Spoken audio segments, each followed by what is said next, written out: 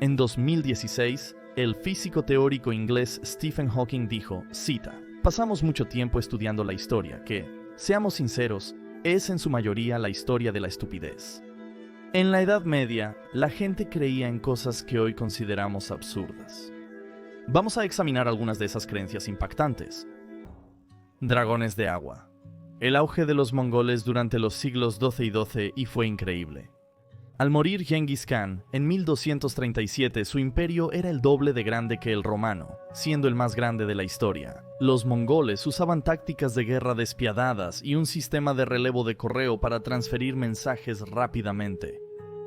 Fue su inteligencia y organización lo que les permitió conquistar a sus muchos enemigos. También tenían otra creencia. Para ellos, el agua era sagrada y el dragón, considerado rey del agua, estaba a cargo de sus ciclos. Por lo tanto, bañarse o lavar la ropa en un río o arroyo mostraba un gran desprecio y contaminaba el agua, enfureciendo al dragón. Esto indicaba que la higiene de los mongoles era deficiente, ya que no bañarse ni lavar la ropa genera mal olor. Por favor, querido espectador, si sacas algo de este video, que sea lavarte. El explorador franciscano flamenco William de Rubrecht notó que los mongoles temían que los dioses enviaran una tormenta para destruir sus hogares si usaban agua limpia para lavar la ropa. Él dijo, cito, «El trueno lo temen extraordinariamente, y cuando truena, echarán de sus moradas a todos los extraños, se envolverán en fieltro negro, y así se esconderán hasta que haya pasado». Y aunque Rubrecht se sorprendió al ver a los hombres vaciar sus intestinos y aliviarse en público, notó que tenían mucho cuidado de no orinar cerca de una fuente de agua. Genghis Khan había decretado la pena de muerte por contaminar el agua. Un salpicado accidental implicaría una multa considerable y la limpieza ritual de la casa del infractor.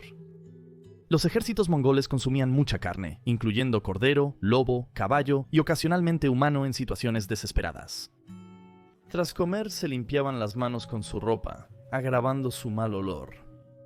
Esta renuencia a lavarse implicaba que se usaba la misma ropa hasta que se descomponía en el cuerpo. Se enorgullecían de su hedor. Algunos historiadores piensan que era lo primero que percibía un enemigo al acercarse a la horda mongola. Si un guerrero tenía la suerte de recibir la capa de un gran khan, se consideraría orgulloso, porque ahora llevaría el hedor de ese khan. El útero errante. El Timeo fue la única obra del filósofo griego Platón que estuvo disponible en Europa occidental durante la Edad Media. Platón, al igual que Hipócrates, era respetado en la época medieval, pero tenía ideas peculiares sobre el cuerpo femenino. Pensaba que el útero temía ser infértil. Creía que si el útero, cito, permanece sin hijo mucho tiempo, se irrita y enferma. Por ende, pensaba que el útero deambulaba por el cuerpo cual animal famélico buscando semen. Si giraba mal, podría, cito, obstruir las vías respiratorias causando dolor de garganta, tos o pérdida de voz. Si se perdiera bajo las costillas, podría provocar falta de aliento, dolor de pecho o indigestión. Parecería que el útero errante podría ser culpado de cualquier enfermedad que afectara a una mujer. La enfermedad se conoció como la sofocación del útero, y los tratamientos variaban desde bálsamos y pociones hasta pesarios. Pero para el siglo XI, la cura definitiva para el útero hambriento de semen era el matrimonio, el coito y el embarazo, aunque un masaje genital podría usarse como sustituto para las mujeres solteras y las monjas.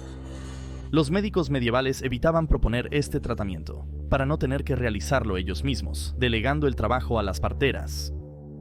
Para el siglo XII en Europa, si los tratamientos habituales no funcionaban, entonces se culpaba a fuerzas sobrenaturales como demonios y al mismo diablo por cualquier comportamiento histérico femenino llamado así. Cualquier joven deprimido, mujer soltera, anciana o considerada difícil, era probable que se pensara que estaba poseída o maldita por una bruja. Pecar o no pecar. En cuanto a quedarse embarazadas, tenían un nuevo conjunto de reglas. La Iglesia Católica pensaba que era necesario que una mujer alcanzara el orgasmo para concebir. Siguiendo las enseñanzas de Galeno, tanto la semilla masculina como la femenina necesitaban ser liberadas para que ocurriera la concepción. Según la Iglesia, tener sexo por placer era un pecado mortal, implicando que una mujer no debería disfrutarlo, pero debía hacerlo realmente. El océano del cielo. El abogado y clérigo inglés Gervase de Tilbury escribió su enciclopedia Recreación para un emperador a principios del siglo XIII, para su patrocinador el santo emperador Romano Otto de Brunswick. En ella afirmó su creencia de que, cita, el mar era más alto que la tierra. Basándose en el primer libro de la Biblia, que hablaba de un vasto cuerpo de agua por encima del cielo, Gervase dijo que el mar estaba ya sea en o sobre el aire. Para validar su teoría, relató un suceso de un pueblo inglés. Un día, al salir de la iglesia, los aldeanos vieron un ancla asegurada en una lápida. Estaba unida a una cuerda tensa que se estiraba hacia las nubes. Se asombraron al ver la cuerda moverse, como si alguien tratara de soltarla de la lápida. Inmóvil, oyó voces desde arriba y un hombre empezó a descender por la cuerda. Cuando un aldeano lo tomó, murió, ya que, según Gervase, estaba, cito, sofocado por la humedad de nuestro aire denso, como si se ahogara en el mar. Con el tiempo, la cuerda se cortó desde arriba y el barco se alejó, ya que no se escuchaba el ruido de los marineros. En otra anécdota, un comerciante perdió su cuchillo en el mar por accidente. Justo entonces, su esposa se sorprendió al ver el mismo cuchillo caer por una ventana abierta en la casa del comerciante en Bristol.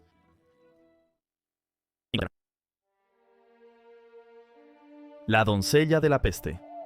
Con el inicio de la peste negra, que acabó con hasta 1/3 de la población europea, no es difícil imaginar a los supervivientes buscando a alguien o algo a quien culpar. Eso fue parte del horror de la peste del siglo XIV. Nadie sabía realmente qué la había causado, así que nadie sabía cómo evitar infectarse.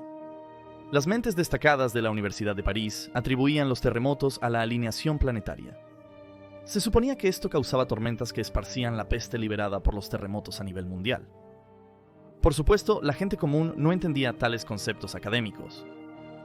Para ellos, la peste era un castigo divino y señal del fin de los días.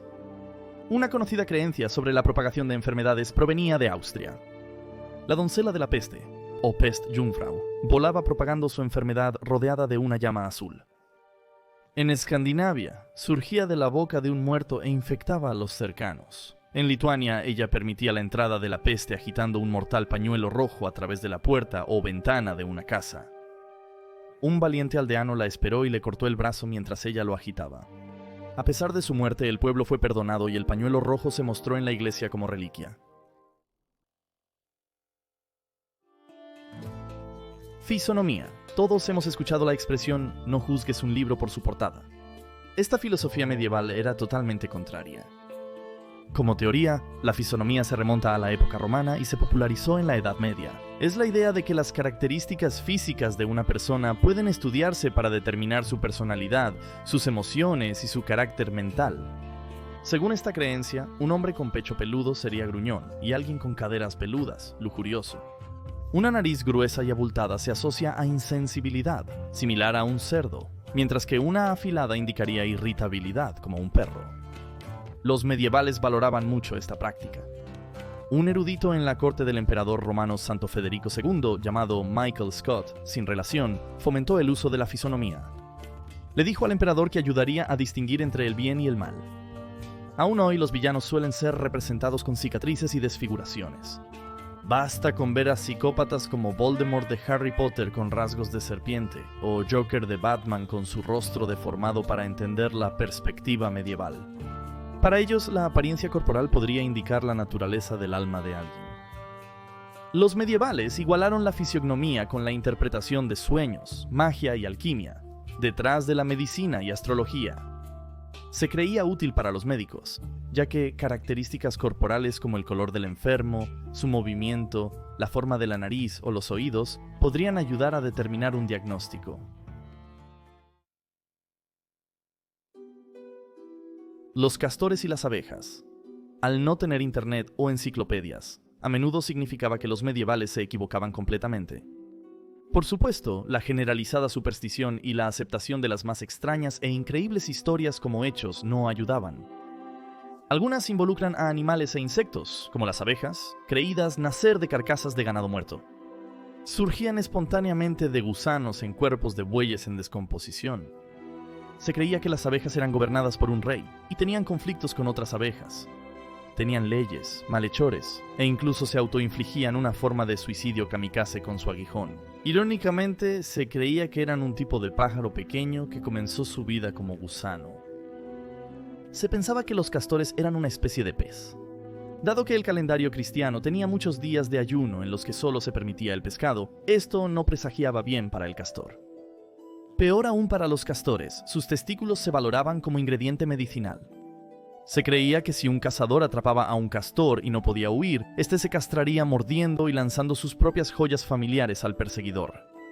Así, al sacrificar su pelaje, el castor podría irse, y si lo volvían a perseguir, solo tendría que levantar la pata para demostrar a los cazadores que estaban perdiendo su tiempo. El video destaca la importancia de aprender el método de escape del castor. Gracias por ver este episodio de Locura Medieval. Esperamos te haya gustado, nos vemos la próxima semana en otro video.